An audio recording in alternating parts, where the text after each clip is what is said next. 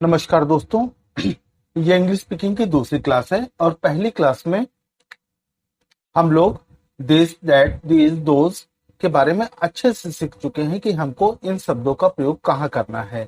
और आज हम लोग सीखने वाले हैं कि परिचय देते समय हमको वन या वंस का प्रयोग कैसे करना है।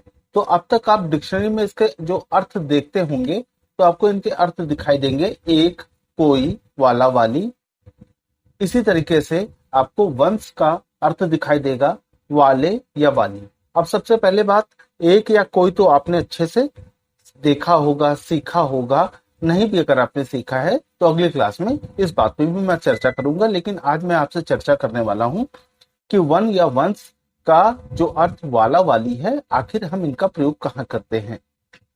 याद रखिएगा कि जब भी हमको किसी चीज का परिचय देते समय किसी पर्टिकुलर चीज पर हमको ध्यान आकर्षित कराना हो तो हम हमेशा वन का प्रयोग करते हैं। इसी तरीके से बहुत सारी चीजों पर ध्यान आकर्षित कराना हो हमको तो वन शब्द का प्रयोग करते हैं।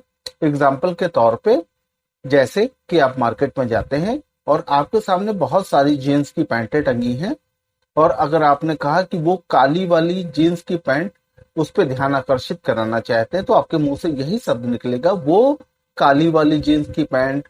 इस तरीके से वो वे वाले लड़के, इस तरीके से आपको बात करते लोग दिखाई दिए होंगे। हो सकता है आप भी इस तरीके से बात करते हो।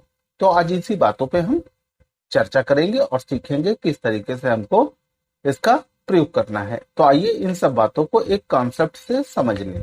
जैसे मैंने ये चित्र में आपको दिखाई दे रहा है कि एक बच्चा सेब खा रहा है। अगर उसको ये बोलना हो, अपने सेब पर किसी व्यक्ति का ध्यान आकर्षित कराना हो सामने वाले का, तो पहली बात तो ये बात दिखाई दे रही है कि ये सेब इसके पास में है।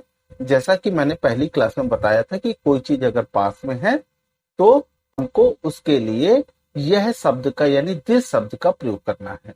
तो अगर इसको इंग्लिश बोलनी पड़े तो ये सबसे पहली बात इन शब्दों पे ये आएगा, क्या है, यह वाला सेब।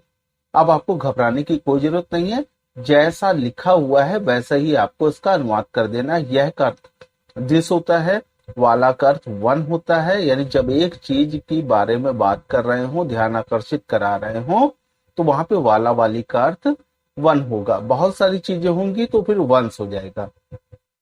अब अनुवाद करते हैं, यह वाला सेब। तो यह का अर्थ दिस हुआ, वाला का अर्थ वन हुआ और सेब का अर्थ एप्पल हुआ। चलिए इसका अनुवाद कर लेते हैं, क्या हुआ, दिस वन एप्पल। इसी तरीके से अब ये जो एक सेब आपको दिखाई दे रहा है पेड़ पे, ये लड़के से काफी दूर है। अगर ये लड़का उस सेब की तरफ किसी व्यक्ति का ध्यान आकर्षित कराना चाहे तो इसके मुंह से जो शब्द निकलेंगे वो निकलेंगे वह वाला सेब। अब इसका अनुवाद कर लेते हैं। वह का अर्थ दैट है, वाला का अर्थ वन है और सेब का अर्थ एप्पल है। तो क्या हो गया दोस्तों, दैट वन एप्पल। इसी तरीके से खूब सारी चीजें अगर पास में हैं तो अब यहाँ पर इसको इन सेबों की तरफ किसी का ध्यान आकर्षित कराना हो तो इसके मुंह से जो शब्द निकलेंगे, ये वाले सेब। तो ये का अर्थ दीज है, वाले का अर्थ बहुत सारी चीजें आ गई हैं तो यह मैंने बताया वाले वाली का अर्थ वंस हो जाएगा। तो क्या हो जाएगा, दीज वंस एप्पल्स। क्या हो जाएगा दोस्तों, दीज वंस एप्पल। इसी तरीके से अगर सेब दूर है तो अब इसके मुंह से जो शब्द निकलने चाहिए वो निकलने चाहिए वे वाले सेब। तो इसका अनुवाद करते हैं, वे का अर्थ दोज है, यानी दोज वंस एप्पल्स। तो मैं उम्मीद करता हूं आपको ये बात अच्छे से समझ आ गई होगी। आइए अब हम लोग कुछ एग्जाम्पल्स लेते हैं और उनको सॉल्व करते हैं। मैंने यहाँ पर पहला एग्जाम्पल लिया है, यह वाला कुत्ता, वह वाला कुत्ता, ये वाले कुत्ते, वे वाले कुत्ते। अब इनका अनुवाद करते हैं। यह वाला कुत्ते का अर्थ क्या होना चाहिए, इसका अनुवाद करते हैं तो दिस वन डॉग। जैसे लिखा है वैसे अनुवाद कर देना है, बिल्कुल घबराने की कोई जरूरत नहीं है। वह वाला कुत्ता तो क्या हो जाएगा, दैट वन डॉग। इसी तरीके से ये वाले कुत्ते तो दीज वंस डॉग्स।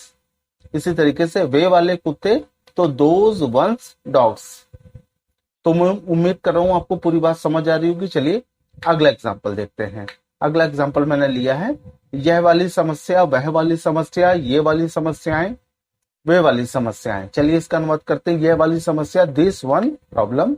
इसी तरीके से वह वाली समस्या, दैट वन प्रॉब्लम। इसी तरीके से ये वाली समस्याएं, तो दीज वंस प्रॉब्लम्स। इसी तरीके से वे वाली समस्याएं, तो दोज वंस प्रॉब्लम्स।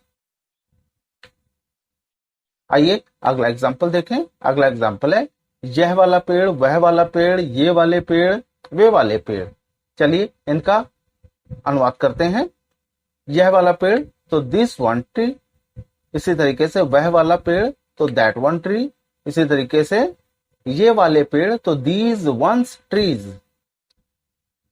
अगला है वे वाले पेड़, यानी दोज वंस ट्रीज।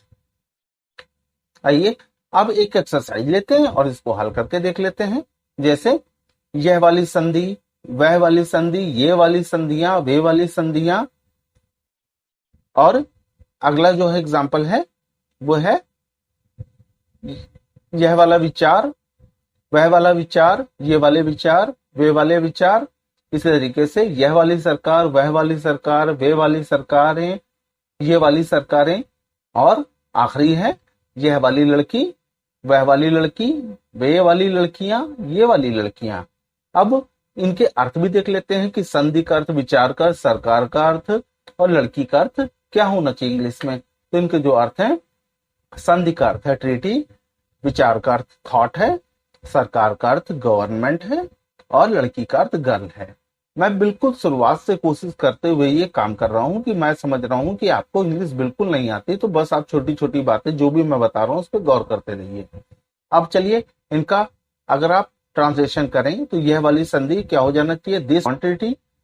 वह वाली संधि, दैट वन ट्रीटी। ये वाली संधियां, दीज वंस ट्रीटीज।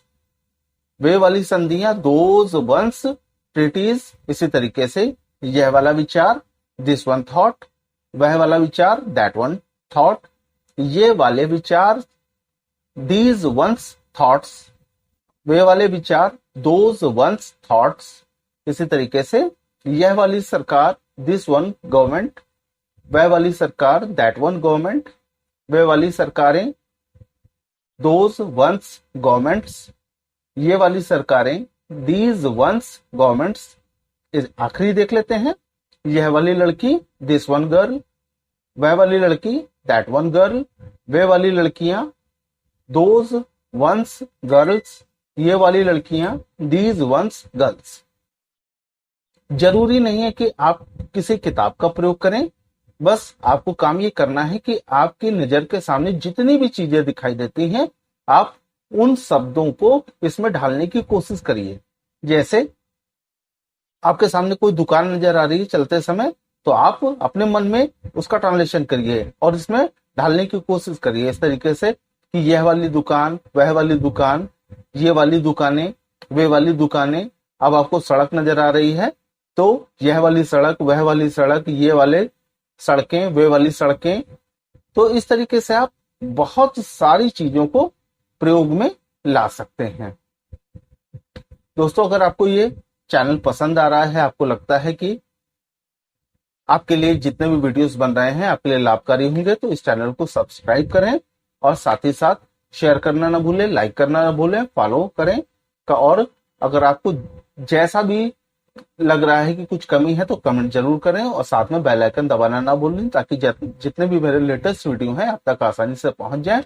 और अब आप मेरे साथ व्हाट्सएप पे भी जुड़ सकते हैं, ये मेरा नंबर है और आप व्हाट्सएप से जुड़िए ताकि जितने भी और अच्छी अच्छी बातें हैं, इंफॉर्मेशन है, स्टडी मटेरियल है, आप तक आसानी से पहुंच जाए।